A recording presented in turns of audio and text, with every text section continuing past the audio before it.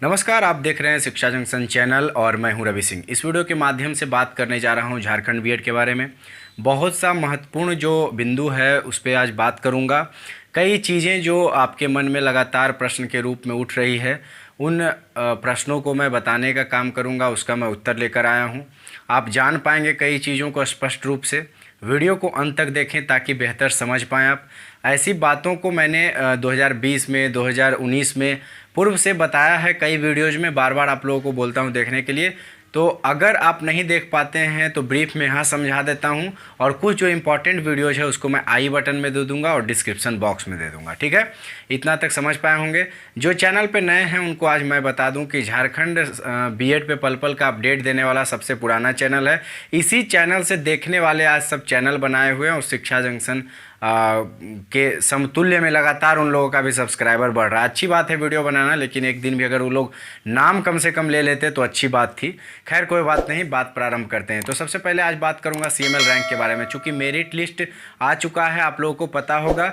Merit list आने से कुछ घंटे पहले कल मैं वीडियो दिया था, बोला था मेरिट लिस्ट नहीं आया है, लेकिन उसके कुछ घंटों के बाद मेरिट लिस्ट आ गया।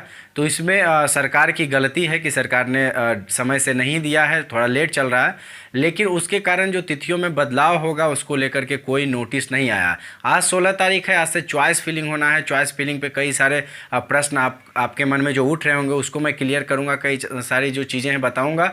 अभी तक चॉइस फिलिंग का ऐसा कुछ हो नहीं रहा, हो सकता है वीडियो बनाने के बाद हो, तो आप पूर्व में समझ जाइए कि क्या चीज़ क्या होता है। तो सबसे पहले बात करूंगा सीएमएल रैंक। कई लोगों का लगातार प्रश्न आ रहा है कि सीएमएल रैंक क्या होता है। तो सीएमएल रैंक एक जो रैंकिंग हुआ, इसका पूरा डिटेल्स भी मैं वीडियो में बताया हूँ, आई बटन में आप जाकर देख सकते हैं। वो लाइव में लगभग आधा घंटा का वीडियो है। शॉर्टकट में अभी ये समझें कि पूरा जो स्टेट का रैंकिंग है, इसी के द्वारा रैंकिंग जारी होता है, एक लिस्टिंग होता है, जिससे कि किसका रैंक 1 है, किसका रैंक 2 है, किसका 500 600 है, निकाला जाता है। ये सीएमएल रैंक जो है उसके बारे में। इसके बाद एक है कैटेगरी रैंक। कैटेगरी रैंक के बारे में भी लगातार मैं पिछले साल भी बताया हूँ, अभी भी बता दे रहा हूँ कि ये जनरल वालों का कभी नहीं हो सकता है। कई लोगों का प्रश्न रहता है मेरा नहीं है, तो जनरल का इसलिए नहीं होता है क्योंकि उसका कोई कैटेगरी नहीं है। जो लोग ईडब्ल्यूएस बनवाए हैं, ईडब्ल्यूएस श्रेणी में आते हैं, उनका ईडब्ल्यूएस रैंक है। उसके बाद SC ST OBC BC1 BC2 जो भी होता है, तो ये कैटेगरी रैंक होता है। कैटेगरी रैंक को अगर बेहतर समझें तो इसमें अगर ओबीसी कैटेगरी के पूरे झारखंड में 7,000 लड़कों ने अप्लाई किया, BC1 BC2 कहने में बार बार थोड़ा सा पेचीदा होता है, इसलिए आप लोग ओबीसी शब्द से समझें कि ओबीसी का अगर स्टूडेंट 7,000 है तो उन 7,000 में आपका कितना रैंक है समझ पाएंगे बेहतर तरीके से। यदि एक और एग्जाम्पल लें कि ईडब्ल्यूएस कैटेगरी का अगर स्टूडेंट झारखंड में 1300 स्टूडेंट ने फॉर्म भरा ईडब्ल्यूएस से, तो उन 1300 में रैंकिंग होगा कि 1300 में किसका सबसे बढ़िया, ईडब्ल्यूएस जो 1300 है उसमें सबसे बढ़िया अंक किसका आया है, उसका ईडब्ल्यूएस कैटेगरी रैंक 1 रहेगा। उससे जिसका थोड़ा कम आया है 2 रहेगा, उससे थोड़ा कम आया तो 50 60 70। इसी तरह से एसटी में भी है, एससी में भी है कि उनके कैटेगरी का जो भी लड़का लड़की है, यानी जो भी छात्र छात्राएँ हैं उनके कैटेगरी का, उसी में जो भाग दे करके निकाला गया है, उसी में जो बेहतर रैंक है, जिनका बेहतर नंबर है, उनका 1 रैंक है कैटेगरी अनुसार। तो इस तरह से आप दोनों रैंकिंग को समझ पाए क्या रैंक होता है। अब दूसरा जो सबसे बड़ा प्रश्न है कि मेरिट लिस्ट किस आधार पे बनता है, तो मेरिट लिस्ट के बारे में शुरू से बताता आ रहा हूँ कि मेरिट लिस्ट इस बार स्नातक के अंकों पे बना है। स्नातक के अंकों पे बना है, इसका विरोध भी शिक्षा जंक्शन किया था, लगातार ट्विटर पे कैंपेन चलाया, लेकिन कुछ भी सफलता हासिल नहीं हुआ। चूँकि कोविड था, छात्र सड़क पे आ नहीं पाए, तो फिर ऐसा नहीं हो पाया। हालांकि अगर पॉलिटेक्निक की बात की जाए तो पॉलिटेक्निक में छात्रों ने नामकुम में विरोध किया और देखा गया कि इंट्रेंस एग्जाम पॉलिटेक्निक का होने को है, हो चुका है। तो इस तरह से विरोध करने पे बहुत चीज़ें होती है। तो आपने जाना कि स्नातक के अंकों को आधार माना गया। वहीं बात किया जाए पीजी का, तो पीजी का जो अंक है उसको आधार नहीं माना गया है। इससे पूर्व 2018 में जब विंडो सिस्टम था, यानी कॉलेज बाई कॉलेज जब एडमिशन होता था, उस समय पीजी के अंकों को तवज्जो दिया जाता था, प्राथमिकता दिया जाता था, और देना भी चाहिए। हालांकि जो लोग मास्टर किए हैं और ग्रेजुएशन जब एक ही है तो फिर क्या फ़ायदा मास्टर डिग्री का। तो इस तरह से इतनी बातें क्लियर हो गई है। वीडियो अच्छा लग रहा हो तो ज़रूर लाइक कीजिए, लाइक करने के लिए कहना ना पड़े बीच में। उसके बाद बात करता हूं कि जिनका जो मेरिट लिस्ट में नाम नहीं आया, तो इसमें बोर्ड दोषी है या फिर विद्यार्थी या फिर विश्वविद्यालय। तो इसमें मतलब बोर्ड को उतना दोष मैं यहाँ नहीं दूंगा, क्योंकि मैं बोर्ड का जो भी फैसला होता है अधिकांश फैसलों के पक्ष में नहीं होता हूँ। लेकिन फ़िलहाल मैं इसलिए बोल रहा हूँ चूँकि बीएड का सबसे लेट सेशन यदि बात किया जाए पूरे भारत में, अगर मेरी जानकारी गलत न हो तो सबसे पीछे अभी झारखंड चल रहा है। 21 का सत्र में समतुल्य में सिर्फ चल रहा है छत्तीसगढ़ का, लेकिन मुझे उम्मीद है कि यहाँ से पहले सब कुछ वहाँ हो जाएगा। तो इस तरह से काफ़ी विलम्ब चल रहा है, और विलम्ब जो हुआ उसमें अगर और विलम्ब किया जाए, एक तरह से अगर जो जिनका भी नंबर नहीं आया है ग्रेजुएशन में, जो अपेयरिंग वाले हैं, तो उनका नंबर ऐड करने के लिए अगर और बढ़ाते जाएं तो ये स्थिति और ज़्यादा देर हो जाएगी। तो अब गलती कहाँ है? तो कई बच्चे बोल रहे हैं कि फॉर्म क्यों भरवाया गया। तो इसका मैं एक शब्द में जवाब देता हूं कि फॉर्म भराने वाले अपेयरिंग का मौका देते हैं, वो चाहे बीपीएससी हो, जेपीएससी हो, बैंक हो, क्लर्क हो, हर जगह आपको अपेयरिंग का मौका देता है। आपकी रिजल्ट अगर नहीं आ पाई तो ये आपकी गलती है। आपका रिजल्ट अगर विश्वविद्यालय नहीं बना रहा है तो इसमें विश्वविद्यालय की गलती है। इसमें बोर्ड का गलती इसलिए नहीं हो सकता क्योंकि फॉर्म लाया, उस समय भरने का मौका दिया, फिर अपलोडिंग का समय दिया।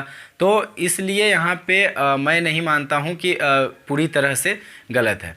फिर अगला जो एक सवाल आ रहा है लगातार कि लिस्ट में प्रोविजनल में नाम था और फाइनल में नहीं आया। तो आप लोगों में से जो रेगुलर शिक्षांकन पे वीडियो देखते हैं उनको पता होगा, जब फर्स्ट मेरिट लिस्ट पे मैं प्रोविजनल पे वीडियो बनाया था, आई बटन में वो वीडियो देख सकते हैं।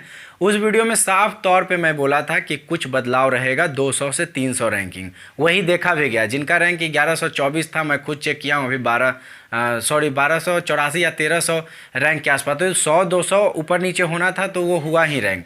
उसी प्रकार से रैंक जैसे ऊपर नीचे हुआ है तो कई लोगों का जब मेरिट लिस्ट बना, जैसे 58% जिनका है, तो सीट कितना है और सीट कितना है, लगभग 13,000 कुछ सीट है। वो वीडियो आई बटन में मिल जाएगा। तो उतना सीट है, अब उतना सीट है। अब रैंकिंग, टोटल का रैंकिंग अगर किया जाए तो उसमें से कुछ लोगों का, जैसे जो अपेयरिंग वाले हैं उनको हटा दिया गया, किसी का बहुत कम मार्क्स है उनको हटा दिया गया। उसके अलावा अगर कहीं त्रुटि हुआ है, उसके अलावा अगर कहीं कई चीज़ें देखी जा रही है, तो स्पष्ट रूप से आपका नाम प्रोविजनल में है, सारा कुछ सही है, फिर भी नाम नहीं आया, तो आप पत्र लिखें, जेसीसीबी बोर्ड को आप मेल करें, आप जाकर मिले, आपको विरोध करने का हक है। चूँकि आपका जब सारा चीज़ सही है तो नाम किस आधार पर नहीं आया, ये सोचने वाली बात है।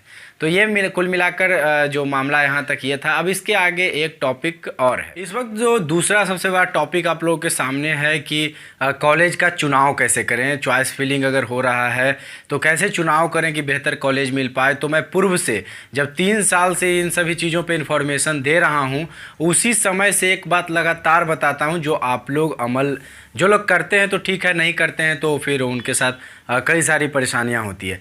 यदि किन्हीं का घर है गिरिडीह या फिर किन्हीं का घर है देवघर, तो वो ज़बरदस्ती का रांची कॉलेज, मुझे रांची में रहना है, तो इस टाइप में अगर करेंगे तो दिक्कत तो आएगा ही। अगर उनका रैंक पीछे है, कॉलेज का चुनाव कैसे करें इसको ध्यान से समझिए। अगर रैंक उनका पीछे है, मान लीजिए कि 5000 रैंक है और जनरल कैटेगरी है, जाहिर सी बात है कि नहीं मिला गवर्नमेंट कॉलेज। फालतू में भरकर समय व्यर्थ में बर्बाद करने से कोई फ़ायदा नहीं। और ऐसा बात बहुत कटु लगता है, बुरा लगता होगा बहुत लोगों को, लेकिन ये सत्य है, सत्य तो सत्य है। तो इस तरह से आप चुनाव करके समय व्यर्थ में बर्बाद नहीं करें। अपने पॉकेट को देखें, 2 लाख रुपया अलाउ कर रहा है पॉकेट तो ठीक है, प्राइवेट का चयन करें, अदरवाइज बैठ जाएं अगले साल के आशा में। इसके अलावा कोई विकल्प नहीं है।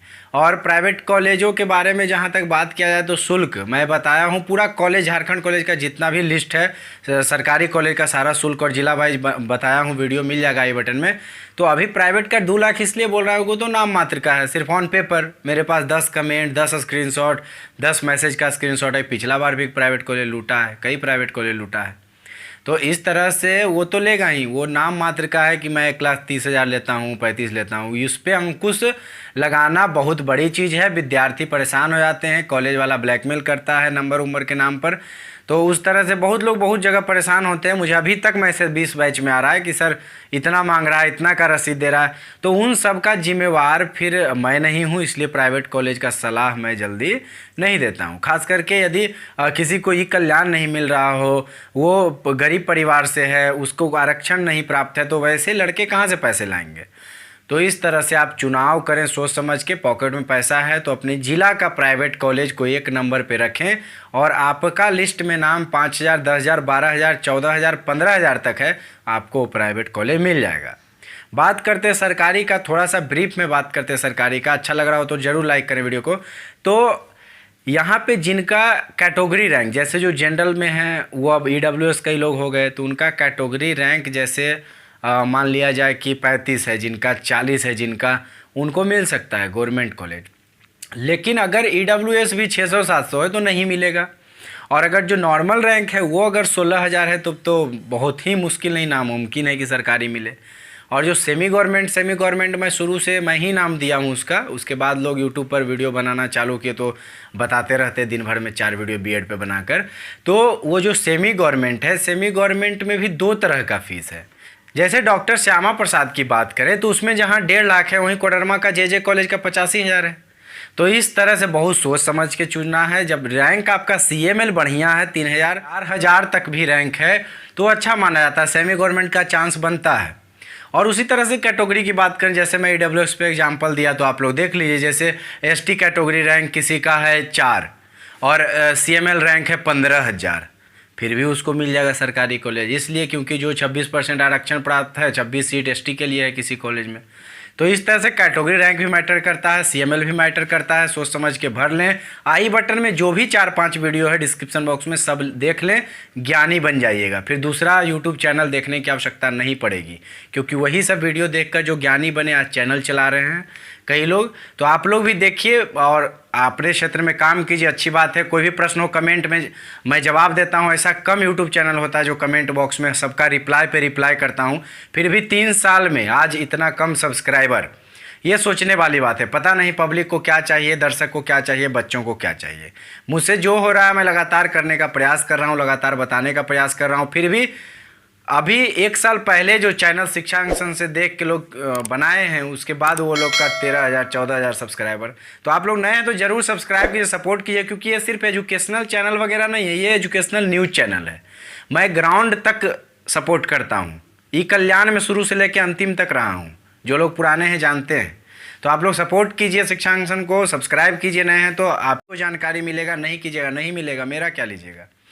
मिलेंगे इसी तरह के नए वीडियो में एक नई जानकारी के साथ, नए टॉपिक पे। देखने के लिए बहुत बहुत धन्यवाद। लाइक करें और शेयर करें, शेयर करना ना भूलें।